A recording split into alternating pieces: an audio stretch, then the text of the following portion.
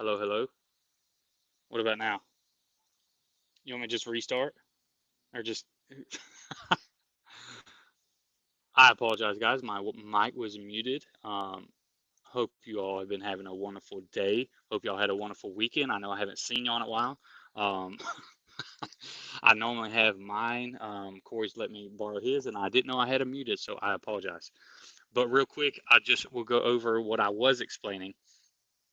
Um, I've been in and out of gold the last 2 weeks. I just didn't like it, and I don't really want to even spend a lot of time with gold right now because, as you can see, gold just ranged in between these areas of like 2072 to realistically, like let's just say 2010, back and forth, ping pong, back and forth. I don't enjoy because this right here will drive you absolute insanity. Like look at this right here where gold had this nice bullish leg and then boom, boom, boom, ping pong back and forth. I don't enjoy that. I look for high probability trades. I want something that's going to be low stress on me. I already have my risk management in play. I look for these type of setups. Break hook and goes if I'm looking for the buys, and same as the sells. If I'm looking for a sell, I look for a breakthrough through that area of support. Break hook and go, and then boink. Real quick, just to go over where I had a buy set here, and we're on the 4 hour, or no, we're on the 1 hour, and you can identify if you know much about price structure. We have a nice little left shoulder here. Let me use this tool. We have our left shoulder, the head, which literally peaked that area of resistance, and then our right shoulder here that got retested 3 times. So right shoulder here, boom, test, and then another retest, and now you can see that nice little drop of gold. I was looking for buys. You know, I'm wrong a lot of times. I don't mind it. So that's gold. I don't want to spend a lot of time on gold. I'm going to show you, if you pay attention to my stories, what I passed the lightning around challenge with. Um, it was a 100K audition or evaluation, and I even pointed this out. I haven't touched this, and you can see the break hook and go right here at 148, and price is at 150 now. So that's the difference between high probability trades. You can look for trades in this noise right here, in this nonsense, where you will wipe accounts, you will wipe anything, you will wipe any challenge account, you will wipe everything in this type of trading where price literally fluctuates 100 pips every hour.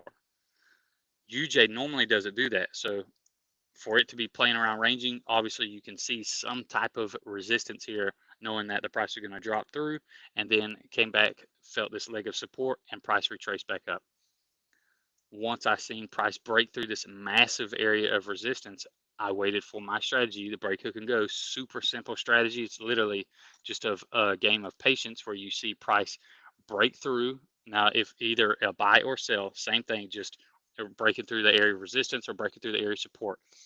Once price breaks through that area of resistance, price will come back, retest. It always does. If it shoots through a massive leg like these, like this over here, I know I've got my arrow here, but that is 1000% a fundamental push. This is why I always say I don't just pay attention a lot to the fundamentals, because for me, all based off my previous experience, and I'd say over the last 7 years, fundamentals always give that push towards my technical analysis. So I'm not saying people you can't be profitable just being a fundamental trader, but to me, my own experience, what's kept me successful is technical analysis. Fundamentals always do play. I mean, they always do help. Like it's never a bad thing if you run 50-50 strategy of, 50% technicals, 50% fundamentals. I'm just saying off my experience, fundamentals give me that push that I already was expecting for the technicals. So break hook and go. We have an area of resistance. Price comes up, breaks, flows through, and then retests, and then continues either to the next area or just creates a new high. Same thing with if we're selling, price breaks through area support, retest. And I will say this, I've recognized a lot more on the sells. Price tends to retest a lot more on a sell through support. It will retest that. It's almost like buyers are trying to get price to get back on track, but then the sellers just come and just flood the market and they can't control it. So I will say I've seen more. Oh, I'm sorry. I've seen more of this, like on this area of resistance. Price come up and do this, boink, boink, boink, and then initial drop. Oh, sorry, my computer's going a little wonky. Other than buys, most of the time on buys, you have these clean legs where you can see, and if you want to throw structure and candlestick structure and all that stuff, you'll see a nice little break of support there. Price retest, and you had that one leg of massive bullish momentum, just boom, take off. I recognize this. I even put on my story for 2 days straight, I'm waiting on this. And when I seen the setup present itself, got into buys. I think I put a 10 lot and 2 lot. I had a 1 lot here, a 1 lot here, and then a 10 lot here. Why did I do a 10 lot? Because me personally, we were kind of just filming content, being a little, not suggesting this at all, but it was a lightning challenge or the lightning evaluation, and we were just having fun with it. I scaled in a little bit too much, completely threw my risk management out the window, but it worked. And that is that. So now we see UJ hitting around the 150-500 range. I do expect UJ to do one or two things. Let me scale back a little bit. So 9 times out of 10, when you see a huge, just this fluctuation of just up and down, highs and lows, you're going to see a leg just completely take off, whether it buys or sells. Same with this. You see this area of here, just massive range and consolidation, and then boom, the flow comes in. Same here, back and forth, flow comes in. I'm expecting a nice little retracement on UJ here, maybe to 150, and then we're going to test these highs here. In this area around 151. Obviously, I haven't even checked, so let's do this right here.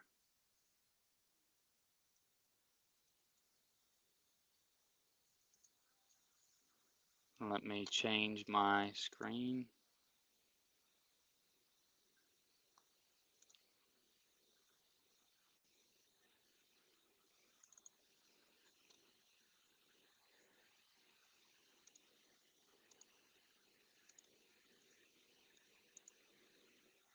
Now let's take a look at the fundamentals right here. Let me change these settings for this week.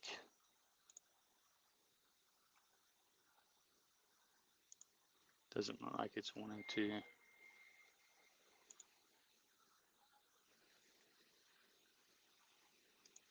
It can't be right because it's only showing news for Tuesday. There we go. Okay. Let me filter out my. Again, if you're seeing this for the first time, you've never watched my previous lives, when I come to forexfactory.com, I just use this as a, just basically, I look at the color of the folder. Like if you want me to really get simplified with it, I don't even care. Not saying that you shouldn't. I'm just saying me personally, I don't even look and see what this is except for when I see NFP, FOMC, stuff like that. I filter out the gray and yellow folders. Now, I will say this, I have seen sometimes where the low impact news does have a fundamental push, but I would say 9 times out of 10, not realistically going to happen. Sometimes it does, sometimes it doesn't. So I go ahead and just filter these out. I leave the red and orange filter, so you can just click right here at this flag filter, click these two, remove and apply filter. If you want to use a different website, I just use forexfactory.com. There's no affiliation. I just like them. I like it super simple, super clean. Boom, I see red and orange, high impact news, and then you can filter throughout the week. So for this week, today is Tuesday. So you can see we have core CPI. We had that this morning. Bouncing back to UJ, that was that fundamental push. Y'all seen that massive jump in UJ and probably that massive dump in gold. Well, there you go. That's the fundamental plays that ties in with technical analysis. Tomorrow we have CPI for the GBP, unemployment change for the Aussie dollar, unemployment rate for the Aussie dollar. So those are huge impact that could either, if you're, based off previous history, like you can see right here, forecasting for 4%. Previous was 3.9, and then you can easily just click this filter and it says actually is less than the forecast, is good for the currency. So if you're in buys, it could go against you or with you, or sells. Super simple. I know a lot of people use like Forex Live, Baby Pips even has like a little economic counter. Use whatever you like. Use whatever helps you. This is just super simple for me. Boom, filtered out, bam. I can check, okay, tomorrow I'm gonna be trading at 10 a.m. What kind of news? Okay, I got BOE Government Bailey speaks. I've seen that this has pretty high impact with the GBP. So should I trade or not trade? Easy. That's how you tie fundamentals into your trading. All right. Let me stop doing this and go back to UJ. I know I don't want to take again a lot of y'all's time. I try to keep these lives very short and sweet. Go over a few pairs, boom, on to the next day. Back to UJ. So again, the fundamental push for that nice little beautiful swing on UJ. We'll look up one more pair and then I'm going to end this live. We'll look up, see what's going on.